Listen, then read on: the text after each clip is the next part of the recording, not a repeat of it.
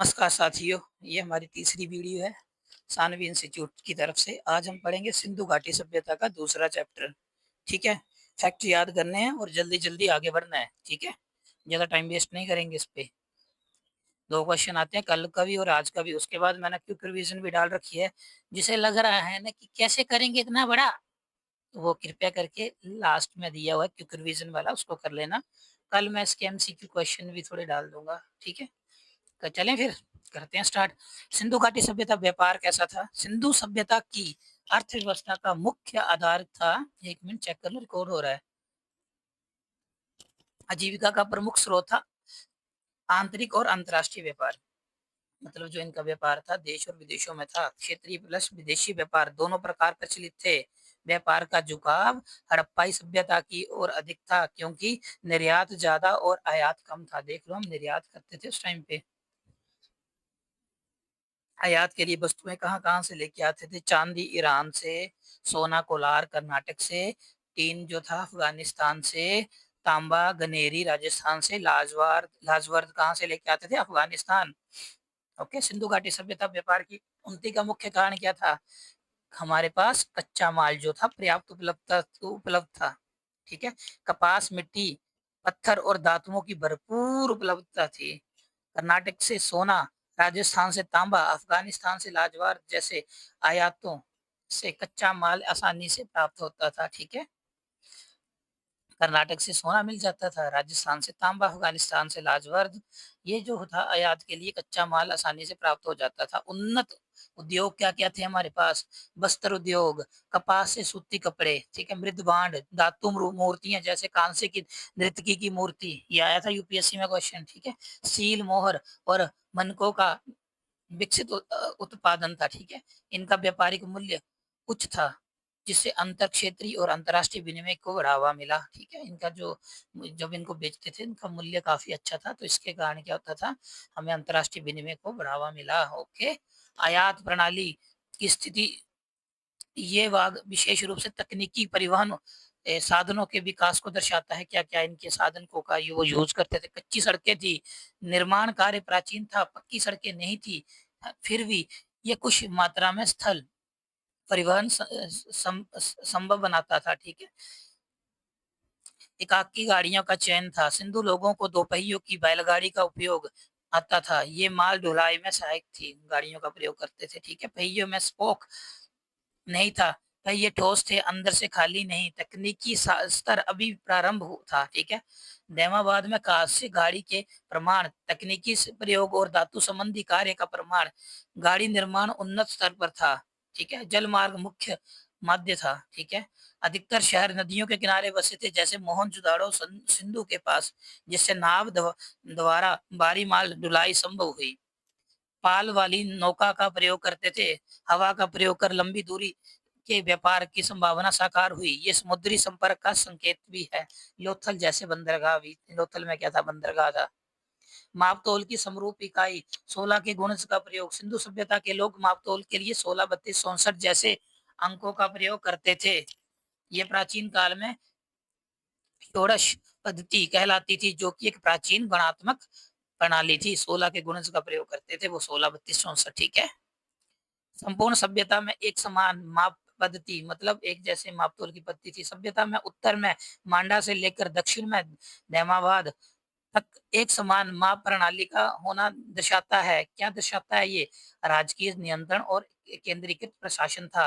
व्यापार की सुविधा और आर्थिक एक रूपता थी। ठीक है, नेक्स्ट, मोहर क्या था? व्यापार, प्रशासन और प्रामाणिकता का प्रतीक। विभिन्न शहरों में पाई जाने वाली मोहरों का आकार प्रकार एक समान था। अनेक मोहरों पर धार्मिक प्रतीक जैसे पशुपतिनाथ और लिपि अंकित होती थी। ठीक है, लिपि और संप्रेषण, है ना, पिक्टोग्राफिक लिपि, चित्र आधारित दाएं से बाएं पढ़ी जाती थी जाए।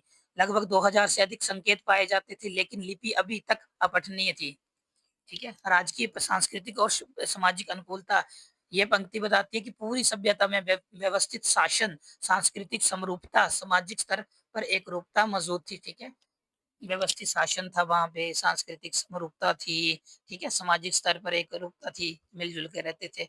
शहरों की योजना, ईंटों के माप, मुद्राओं और सीलबद्ध लिपि सभी मिलकर बताते थे कि सभ्यता राजकीय रूप से अत्यंत संगठित थी, ठीक है। सामाजिक संरचना, समाज 4 जातियों में विभाजित था, उच्च, मध्यम और निम्न वर्ग, ठीक है। भोजन कैसा था? गेहूँ और दलहन का प्रयोग करते थे। शाकाहारी व मांसाहारी दोनों प्रकार थे।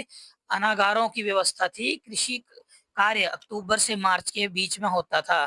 वस्त्र कपास की खेती के वस्त्र निर्माण होते थे। 3 पट्टियों वाला वस्त्र मोहनजोदाड़ो की मूर्ति पर से प्रमाण मिला है, वो पुरोहित की जो मूर्ति मिली है। आवास कैसे थे? 2 मंजिल भवनों का निर्माण, आंगन के चारों ओर कमरे बिना खिड़की के, दरवाजे गली की ओर खुलते थे।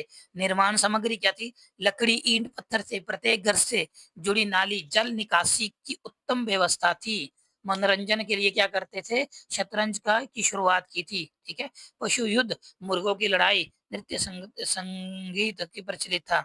अब ये खत्म हो गया दूसरा चैप्टर इसका, आज खत्म है सिंधु घाटी।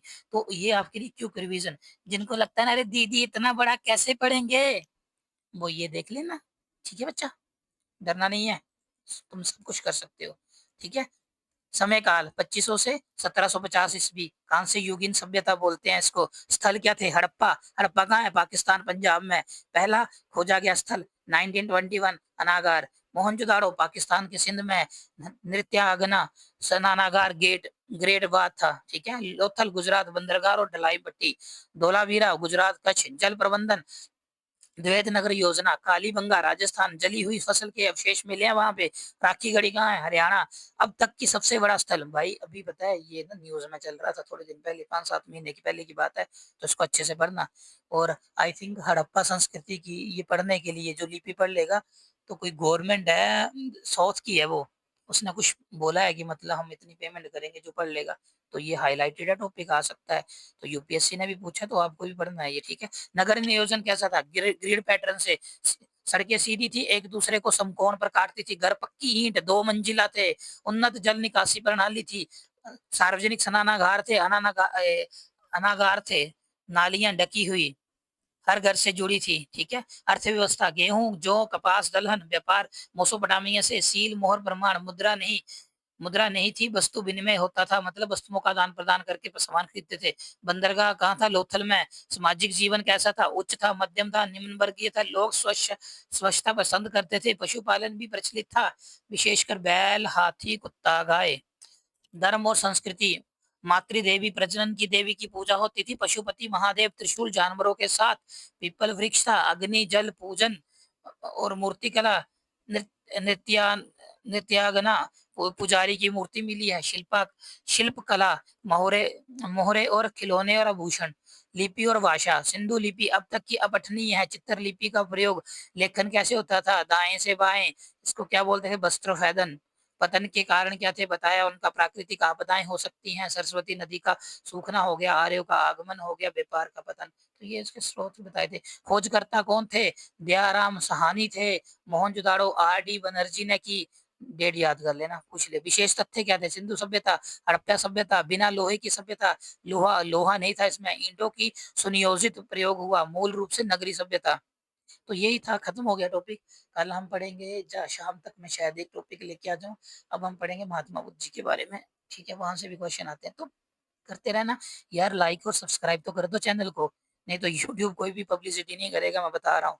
ना आपको नोटिफिकेशन मिलेगी, ना कुछ मिलेगा। सब्सक्राइब कर दो चैनल को, देखते हो तो लाइक कर दो यार, अच्छा लगे तो। नहीं पसंद है तो कोई दिक्कत नहीं, डिसलाइक है, कुछ करो मत। दीदी जी मेरा हाथ दुखता है, भैया जी हाथ दुख रहा है, कैसे करें? भाई यार मेहनत कर रहे हैं तो कर दो इतना, 4-4 5-5 वीडियो आपके लिए बना रहे हैं ना, आपका एग्जाम है, हम जल्दी से कवर करने के चक्कर में आपको कोई लॉस ना हो, ठीक है। तो हम अपनी जिम्मेवारी निभा रहे हैं तो आप भी निभाइए, ठीक है। मिल के चलते हैं, सब ठीक हो जाएगा। तो इंडियन जियोग्राफी भी स्टार्ट करेंगे और दूसरा इन्वायरमेंट भी स्टार्ट करेंगे। पहले मैं उसका पीवाईक्यू थोड़ा सा एनालिसिस कर लेता हूँ, देखता हूँ कहाँ कहाँ से क्वेश्चन वो पूछे जा रहे हैं। नहीं तो ऐसे तो बहुत बड़ा टॉपिक है वो, ठीक है। चलो, जय हिंद जय भारत, रखिए अपना ख्याल। एक और वीडियो लेके आएंगे थोड़ी देर में, ठीक है। और फिजिकल जियोग्राफी का रिवीजन करो, वो क्वेश्चन थोड़े डेप्थ से पूछ सकता है। क्लाइमेटोलॉजी इंपॉर्टेंट है, ठीक है, थोड़ा सा उसकी तरफ भी ध्यान देंगे। बाय।